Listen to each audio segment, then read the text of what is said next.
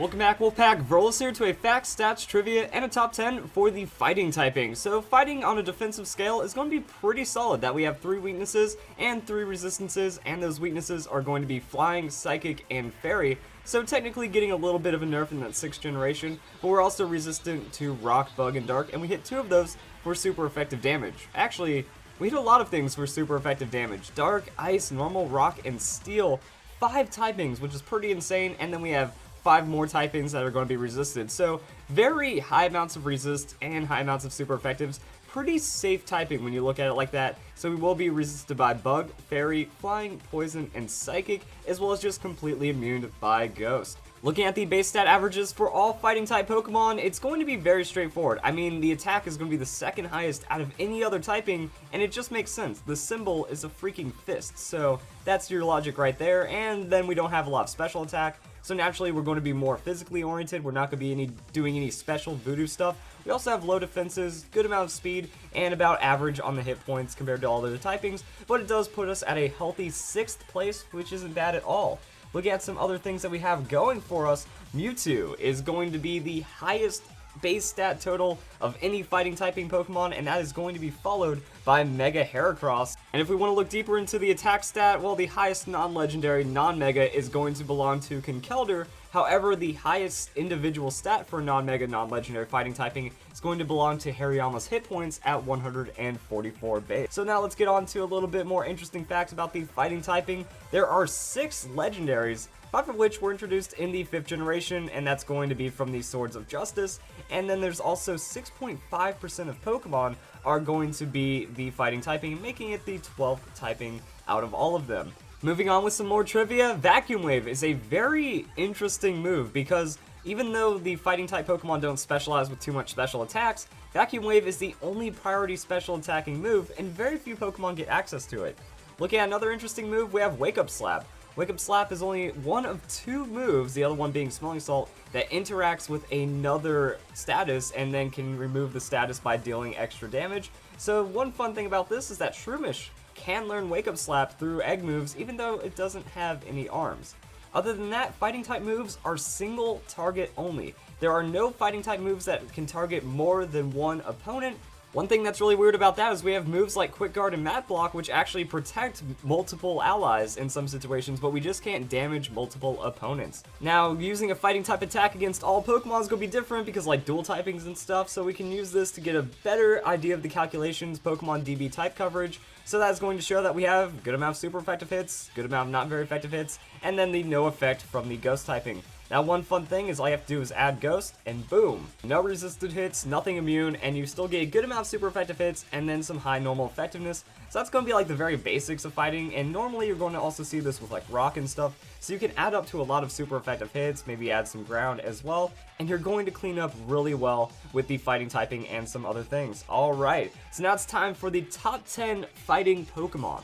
So let's get to it with number 10 being Machamp. I just feel Machamp is a solid Pokemon, that it has a lot of attack. I mean, 130 base attack, as well as some good amounts of utility and above average defenses. It just works out pretty well. So the idea behind Machamp is that you use Dynamic Punch. Dynamic Punch with that no guard is going to set up a lot of really fun stuff because Dynamic Punch makes it towards a 100% chance to confuse the target, the main drawback being that 50% accuracy.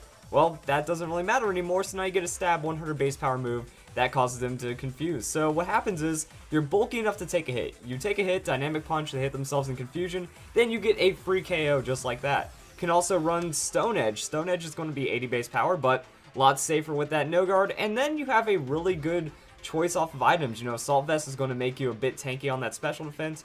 Go with the Choice Band if you just want Choice Band and Dynamic Punch. Go Choice Scarf on a speedier nature, which is an option. You can go full tank. There's a lot of different things Machamp can do. It can find some supportive qualities in double battles, and it can just be a really nice Pokemon to have in singles. Very solid revenge, and then you can run all kinds of really fun coverage. You even get priority on that Bullet Punch, and then you can just run Ice Punch to dunk on some dragons, and that's going to be the basics of Machamp. Still a very solid Pokemon. So now we're on to number 9, and I'm going to put Scrafty at number 9. Now, we were already talking about a bulky fighting type Pokemon, but Scrafty, this dude is tanky with 115 on both defenses, and even though 65 hit points is kind of low, it's more than tanky enough, and you can just run bulk up on it. So bulk up is going to give it offenses as well as just even more defense, so you can run special defense tank, or it even gets Dragon Dance. I don't know why, don't ask me, but it is a Dragon Dance Pokemon. It also has Shed Skin, so Shed Skin has a 33% chance to have its status cured at the end of each turn, which means you might even see some rest sets, like you can just rest, get back to full health after going bulk up or something, and still have some really fun stuff. Moxie is really good for snowballing as well. Dragon Dance once or twice to get your speed in the right place, and then you just start one-shotting everything, and then the snowball continues from Moxie. Or in a Trick Room team, you just run as a bulky Trick Room Pokemon, make sure it finishes off an opponent, and you're good to go. So after that, it gets a lot of really nice stab. You get Drain Punch stab, you also get Knockoff into stab, and it's just a very high utility Pokemon. Works in Trick Room, works out of Trick Room, has the Fake Out, so it's also a support, does damage, and it's just very solid overall. It just has to worry about Fairy type Pokemon, so that weakness does keep it down since Fairies are fairly common, and it doesn't really do much if it doesn't get going. You know, the 90 attack is alright, but if you're fully invested into tanky stats, you're not using high base power moves, it's going to fall flat on damage in some situations. So if it doesn't get going, it could be kind of bad, but if it does get going, well, now it's a terrible Pokemon that you just cannot knock out, and it's really powerful because of it. Alright, number 8 is going to be Mega Heracross. So I feel Heracross, especially Mega Heracross, is a very powerful Pokemon, but the main thing holding it back, a lot of weaknesses, and a really low speed. 75 on that base speed is kind of bad. However, you do get 80 on the hit points with 115 and 105 on defenses, so a lot of effective tankiness if you're not getting hit by your many weaknesses. But then we get to Skill Link. Skill Link is what makes this Pokemon so absurd. So what happens is, every time it uses a multi-hitting move, it's going to hit the full amount of times. That's a move like Pin Missile. Well, Pin Missile is going to hit 2 to 5 times, and that's going to be effectively 125 stab base power on a 185 attack Pokemon. That's neutrally one-shotting a lot of things. Then we get Rock Blast, just rounding out the coverage. That works out pretty well. And then Close Combat, and you can kind of throw in some other moves that work out really well. Bullet Seed. So really good coverage on very high amounts of base power, and then you can just go into the Close Combat for crazy amounts of damage. People might wonder why there's no Arm Thrust. Just low base power, 15 times 5, 75. The Close Combat is better, does make you more frail, but that's kind of the thing about Heracross. If it's getting outsped anyways, it's in a bad situation, so you might as well get one blow up right there. But I feel it's best used as just the ultimate tank buster. If they have a tanky Pokemon, you just bring in Heracross, and Heracross will beat them into the ground. So I think that's why it's going to be a fair number 8. Very powerful Pokemon, one of the highest attack Pokemon in the game, as we've already mentioned. Only does high base power moves, a lot of stab, a lot of ridiculous damage that cannot be walled out. But it's slow enough to where it can be easily overwhelmed. So let's get on to number 7, which is going to be Emboar. So I think a lot of people are wondering why Emboar is getting fairly low on the list. I mean, it's already beating out the Heracross. Well, that's because of its new hidden ability, Reckless. It does 20% more damage on crash moves, and you can just run Flare Blitz. And Flare Blitz is going to be 120 base power stab, 123 attack on that Reckless, and then you can run a very safe Choice Scarf for that speed. So boom, 229, that's going to boost you into 300, mid 300s range, which can be pretty nice. You can run Jolly Nature, or you just go attack for the more damage. And it also gets the Wild Charge, so you do have a couple of things that synergize with the Reckless pretty well. You can run the Earthquake for extra coverage. Now, it does fall short on fighting. Like, if it had Drain Punch, it would be absolutely busted. You just Scarf Drain Punch, heal up a lot, and then you can, like, switch out Flare Blitz, switch out, and just kind of play a really long, kind of complicated game with the Emboar, but we don't get that, so it's not worth talking about. Same with the Close Combat. I would love to have a high base power move backing this up. So we aren't going to have too many options. You know, we have the low kick. We can, I don't think Brick Break's that crazy of an idea. We can maybe Hammer Arm. Now, Hammer Arm will slow you after using it, which kind of defeats the purpose of outspeeds. But if you just need the coverage, Hammer Arm, switch out. Well, then you are good to go. So Emboar does have just a ridiculous amount of damage. I think to understand Emboar, you have to use it. You have to find those outspeeds. You have to be surprised by it. You have to find those outspeeds. You have to be surprised by its damage. And then when you realize how powerful this Flare Blitz is with that Reckless ability and how much you'll actually win with it, it will be a very deserved 7th best fighting typing. Alright, next up we have Hawlucha. Again, a strange pick, but I feel it's an incredible support Pokemon. So it has the Unburden ability, or can even Mold Breaker as well. With Unburden, you can kind of play this into your favor. I've seen all kinds of really fun combos. So you have Sky Attack. You run the Sky Attack, 140 base power, it has to charge up, has a chance to flinch, has a high critical hit ratio. It's just a really solid hit overall, but then all you have to do is just give it the Power Herb. Power Herb is going to make the 2-turn move complete in 1 turn, make it faster from the Unburden, and then we're just running with the 92 attack. So that is going to be the problem on Hawlucha. I've seen Focus Sash Swords Dance. You Swords Dance, now you're +2 on the attack, and then you go into a Focus Sash, that procs, now Unburden makes you super duper fast, and that's going to be really nice to have. You also do get access to some really nice moves like High Jump Kick. Well, High Jump Kick is absurd amounts of power. 130 stab power is going to be ridiculous, especially after Swords Dance, so Hawlucha can slam the damage down like that. Another really nice thing is that Hawlucha is a flying typing, so we can even add the acrobatics. So once we have our Unburden proc, now we're getting crazy amounts of acrobatics damage in that power doubles for some kind of double setup. So you actually get the Sky Drop. Sky Drop is effectively going to eliminate your opponent's turn and then just make it a 1v1. So you have a very powerful Pokemon next to Hawlucha, Sky Drop one of their threats, and then you just blow up that Pokemon. It works out because all you have to do is outspeed it, and if you get the Unburden proc, that's going to be in your favor. At least if you outspeed them for the turn, you lock them down, and then they get flinched, and then Unburden just makes sure that you're the fastest Pokemon on the field. High Jump Kick still threatens a lot of damage. Sky Drop gives you a lot of stacking on just how many times you can kind of shut down an opponent, and it just works out pretty well as a Pokemon. It can even do some other things like Tailwind. It even has Ally Switch if you want to be a little bit annoying right there. So it has a very deep move pool for really supporting Pokemon. It can also be super offensive in singles. And with that diversity, I just feel it's a very hidden OP Pokemon, and it will one day shine and be one of the strongest. And then this list won't look so crazy. Alright, number 5 on the list, we have Hitmonlee. Hitmonlee, again, we have an Unburdened Pokemon that's just absolutely insane, and you can kind of make this work in many different ways. You go normal gym into a Fake Out. So normal gym Fake Out, now you're going to have super amounts of speed from the Unburden. You get a little bit of boosted damage on that first Fake Out, and then you just go High Jump Kick and crush everything that's in your way. So 130 base power stab on a 120 attacking Pokemon, that's going to be pretty solid, and we'll find you some neutral one-hit KOs in a lot of situations right there. You can also run some other coverage that works out for Hitmonlee, so you can run like the Blaze Kick if you want that fire, you even get access to Earthquake, and we can just kind of go down and see all the other moves that we get access to. Poison Jab for fairies, Stone Edge if you want to run that, and you can even run other variants of this as well. So we have the Endure. So we get access to Endure, which means we can combo that into the Reversal.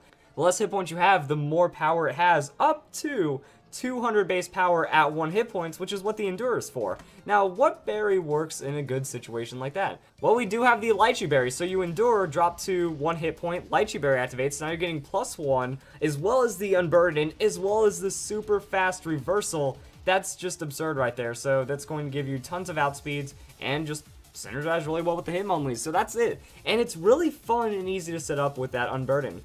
Alright, next up, number 4. I know everyone's waiting to see it somewhere on the list, and it's going to be the Blaziken / Mega Blaziken. Each of them have their own benefits and drawbacks. Mega Blaziken isn't much tankier than regular Blaziken, so we can go and kind of bring these up for the compare and contrast. But regular Blaziken, it gets the Life Orb. So Life Orb damage is effectively going to balance out the boost that it gets from the Blazikenite. This Blaziken can't get knocked off though. You are getting different amounts of stats. You're getting more speed on this Blaziken. You know, you can run like Focus Sash to guarantee a setup. It's kind of give and take on how you want to run it. If you want to preserve your Mega, you can run regular Blaziken, have another Mega Pokemon, so you can fake out your opponent on that and then be really powerful. But really what makes Blaziken so strong is that speed boost ability. Speed is raised by 1 stage at the end of the turn, so all you have to do is max out the attack, max out the speed, run, protect, and then you're good to go. After that, you get pretty nice coverage. Brave Bird for just coverage and high amounts of base power. You also get the Flare Blitz. Again, very, very high amounts of base power, and that's going to be Stab and High Jump Kick or some fighting move of your choice if you feel the High Jump Kick is a bit too risky. And with this, we just have a lot of power, 120 on that base. Most likely you are going to see the Adamant. Some people like to run the Jolly because 1 Protect and they don't have to worry about anything. But, you know, with the Adamant, you do get more power out of it. Life Orb boosting into a Flare Blitz. Very high chance of neutrally 1-hit KOing. The only drawback on this Pokemon is defenses or getting played around. It can happen from time to time. If some Pokemon out-tanks it, like a very heavy physical tank Pokemon, it can survive and then knock out Blaziken pretty effectively as well. So we're just kind of looking at it from those crazy stack point of views. And it can even run something like the Swords Dance or even Bulk Up. So Bulk Up will give it a slight amount of defense, which could save in some situations. But Swords Dance or Bulk Up is going to be kind of risky as well. If you want to run that instead of Protect, you just have to hope your opponent is going for a setup turn. Then you set up harder, you gain the speed, you sweep them, and that is all she wrote about the Blaziken. And even then, Blaziken has a really high amount of special attack. It actually has the highest special attack of all fighting type starters, so that means you get the most powerful overheat as well. So overheat on Blaziken can be a very powerful option to transition into physical if you need it to against like some kind of physically defensive tank. It can just be a nice little surprise. Special Blaziken does work out in the end, and that's a lot about Blaziken. It sets up speed boost, you can't touch it because it's too fast, and then it's murdering you in the face. So now we're going to get into number 3 on the list. I'm going to put Mega Medicham because of that pure power. Pure power is way too much damage. So without any attack nature, say we're running the Jolly Mega Medicham, well, that's 299 attack right there. If we go with the Adamant, that's going to be 328, but we're doubling this. So we're either pretty much 600 attack Pokemon, absurd right there, or we go into over 650 on that attack. Now the only problem with the Medicham is going to be its speed. 299 unless you go into the Jolly, in which case you're going to get more speed out of it, and as long as you outspeed it. Like, here's how Medicham works. You have to outspeed it. If you outspeed it, you win. Like, that's just how it works with Medicham if you have the right moveset. Actually, when you break down Mega Medicham's matchups, there's nothing in the game that can survive 2 hits from a Mega Medicham and then one shot it back. So if they switch in, Mega Medicham hits it, and then they just die afterwards because they can't one shot in return because they're either so tanky or they don't have the right moveset to deal with it. Reason why? Incredible amounts of coverage. So the Zen Headbutt, that's going to be a stab neutral hit that's absolutely ridiculous. You also have Drain Punch. If you want to go for a more sustainy build, you can actually cut away some of the speed on the Mega Medicham and then put that into hit point investment, help with the Drain Punch. You can also run High Jump Kick. High Jump Kick on Mega Medicham that's the bread and butter right there. We're looking at the 130 base power into stab, so 200 base power move with 600 attack, or over 600 attack in some situations. It just neutrally one-shots almost everything. That you're going to find this Medicham's damage is absolutely unreal. And then we also get all the elemental punches. So we have Bullet Punch, then we have Ice Punch, Fire Punch, Drain Punch, and even like Thunder Punch, whatever you want to run in that situation. So Mega Medicham, all it has to do is outspeed. Ultimate tank busting Pokemon. It's like a faster, somewhat safer, roughly the same / potentially more damage than the Mega Heracross. So Mega Medicham can just come in and really find ridiculous levels of destruction in the right situations. You support it, you put a Sticky Web on the opponent's side of the field, and very few things can stop it after that. Alright, now we're starting to get into the seriousness. Number 2. What Pokemon that is a fighting type is going to be number 2? Well, it's actually right here. I gotta put Breloom. Not because it's this overwhelmingly powerful Pokemon that's going to absolutely tear through a team or anything, but because of Spore. Here's the thing about Breloom. It has the Spore, and Spore is one of the best moves in the game. It's a 100% accurate move that puts the target to sleep unless they are a Grass-type Pokemon. So if they don't have any Grass-type Pokemon, or if you use like a Fire-type, or you burn through their Grass types, then Breloom can just put your opponent's whole team to sleep and really run away with the battle from there. Also, Breloom finds ways of making it work. Has the Bullet Seed. It has other options like the Mach Punch. It can even run like substitutes. Sometimes you'll see like substitute Swords Dance, and it's still a ridiculous Pokemon right there. And what makes it extra powerful is Technician. Pokemon moves of 60 power will have 50% more power. Well, that's your Stab Mach Punch. That's going to be a really solid hit right there. And the interesting thing about Bullet Seed is that it technically only has 25 base power. So every individual hit of the Bullet Seed is getting boosted by 50%. So if you land 2 Bullet Seeds, it's effectively a Stab 75 base power move. So even in its worst case scenario, it's only slightly less than a Seed Bomb when you're running that Technician. It's just really good like that. Now, the only thing holding Breloom back is going to be its speed. So 70 base speed isn't really going to accomplish much, so Endure on Breloom into something like a Satellite Berry is going to make this thing an absolute monster. You Endure, you go to low hit points, well now you just outspeed and Spore everything on your opponent's team, and then you'll eventually beat them down. Or you can switch out Breloom, play it safe, go into Breloom whenever you want. It always possesses that Spore threat. So if the opponent's team isn't ready for the Breloom, it's just absolutely devastating. And back in the day, 4th generation, 5th generation, before we got into like crazy amounts of speed and power creep in the game, it revolutionized the game. Like Breloom changed the entire game effectively because that Spore, it's just so powerful that you can get a free boom, your opponent goes to sleep. Before 6th generation, when Grass-type Pokemon could go to sleep from the Spore, it was an absolute nightmare. Also, you have like Focus Punch Breloom. It's just a Pokemon that you need to be wary of, and I think that its impact in the game from a broad scale has to make it number 2 on this list. Alright, number 1, the strongest fighting Pokemon. Actually, before we get into that, let's talk about some honorable mentions. Honorable mentions, Pokemon that didn't make the list. Infernape. It's fast, it hits hard, it has a lot of really good things, you know, very powerful, very fast close combat for a lot of damage. It also does have a lot of really good things going for it, like Fake Out, even gets guard moves, so you can go for that quick guard if you need it in double battles. It just does a lot of really good things. However, it does have the 108 base speed. So with 108 base speed, it's good. It outspeeds a lot. It can really tear through a team, don't get me wrong, but in the end of the day, it's just a less effective Blaziken. That Blaziken and Infernape, they're going to do roughly the same thing. Infernape does have more doubles pressure on that Fake Out and the quick guard, and a bit more reliable damage on that close combat. You know, Blaziken does have to risk with a high jump kick, but Blaziken's going to get faster. It's going to start putting out more physical damage. Also has more special attack. As much as I don't want to say Blaziken is a better Infernape to offend all the Infernape fans, it's just never impressed me in a battle, either when I use it or go up against it, and for that reason,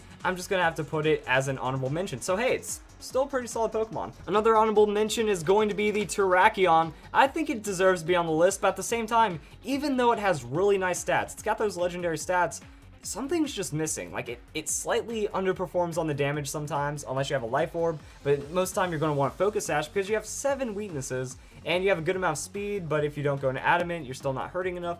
It's in this weird kind of limbo. It can do really well. It's also very pressuring in double battles, but at the same time, it feels like it's just something's missing it from keeping it like as an ultimate shutdown Pokemon that can respond to a lot. Just needs to be there at the right time, and sometimes that's not enough. And then we also have Gallade and Mega Gallade. So the reason why Mega Gallade isn't on the list is because I feel like it's a more reliable, less damaging Heracross. So pretty much that tie for the spot was either between Gallade or Heracross, and Gallade is going to be faster. It's going to be good in that situation because, yeah, now it doesn't get outsped by much, but still kind of going to get knocked out in a lot of situations. The 68 base hit points is fairly low, so it can eat a very solid neutral hit, and it might be at risk of going down. Also, since it is a Mega, it doesn't get access to the item, so 165 attack, you are going to have to run a Jelly Nature on this Pokemon. That's only 429. A lot of other Pokemon, they can run a Life Orb, get more damage than that, and that's kind of the problem right there. So Mega Gallade, it's going to outspeed, but I just feel its damage does fall short where it needs to, and at the same time, Heracross will finish the job. It's going to be slower, it's at more risk, so Gallade's more reliable, less damage. Heracross, I feel, has just those moments where it can shine, and that's why it trumped Gallade on the list. And now it's time for the #1 fighting Pokemon, Mega Lopunny. It's so fast, does so much damage, it's just a really amazing Pokemon, and it gets scrappy. So you have a normal fighting Pokemon with Scrappy. It's the most beautiful Pokemon from just like a theory crafting standpoint, that this is one of the coolest things that could happen, and it really changes the game entirely for Lopunny because now it can Fake Out Last Resort and not have to worry. So Fake Out Last Resort is a very powerful combo. We have a high base power stab move. 140 base power and stab is absolutely absurd, just scoring KOs left and right. This can neutrally one-hit KO a lot of different Pokemon, and Fake Out Last Resort as a combo is going to destroy something. You also don't have to run that, but it's a really fun thing. You get access to the return, so return is going to be really nice damage. 102 power coming in into stab, pretty solid hit as well. Then you get the high jump kick. High jump kick, this is a game changer. This makes it to where Mega Sableye going to have a bad time. The Fake Out, the Last Resort, you know, you can do this on ghost type Pokemon now, and that's absolutely absurd. And if you want to run the coverage, you also do get some elemental punches. So you run the Fire Punch, Ice Punch, Thunder Punch. The Ice Punch into all this, like, this is amazing coverage right here. This with the Scrappy is absolutely unreal, and Lopunny is just such a fast Pokemon. It shreds Pokemon, shreds teams, and for that, it works out everywhere. It's good double battle Pokemon, good single battle Pokemon. It can keep itself safe, and once you get a hold of its power, you know, you fall in love, and it's going to be amazing like that. So if you guys enjoyed this video, types, trivia, facts, stats, and whatever for fighting type, and don't forget about that top 10. So if you guys enjoyed the video, and I hope you all have a nice day. Thank you for watching.